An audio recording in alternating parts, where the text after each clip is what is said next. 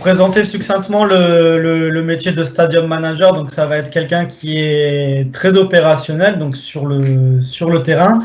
Généralement, la plupart du temps, le stadium manager, il va être rattaché au club et il peut avoir des missions donc sur la billetterie, sur la pelouse, sur la sécurité.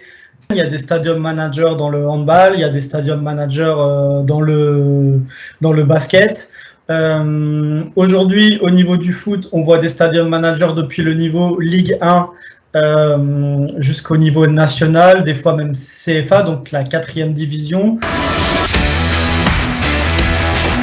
J'ai commencé en tant que guide, donc très tôt en fait, en tant que guide, les gens qui viennent visiter le stade vous posent énormément de questions, donc que ce soit par rapport à comment se déroule un événement, la pelouse, comment on change une pelouse, comment on fait pour gérer 80 000 personnes au Stade de France, parce que c'est un flux de population.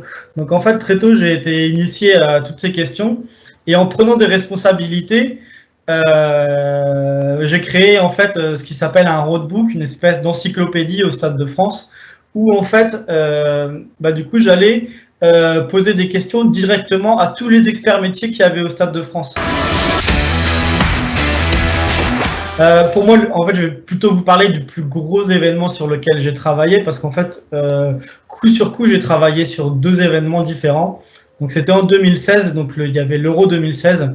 Alors juste avant, pour moi, je pensais atteindre un sommet parce qu'il y a eu la finale de la Coupe de France entre le PSG et Marseille qui avait été organisée. Donc là, en termes de sécurité, vous imaginez qu'avec des supporters qui sont rivaux, qui sont susceptibles de se battre, donc en fait, il faut les faire arriver par des métros différents, etc.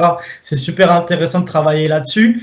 Et juste quelques temps après, en travaillant sur l'Euro avec l'UEFA, qui est une énorme machine, je peux vous assurer que la différence, elle est énorme. En fait, travailler avec l'UEFA sur l'Euro, qui doit être le 2e ou le 3e événement mondial, ça n'a rien à voir. Même c'est x10 en termes d'intensité, en termes de préparation.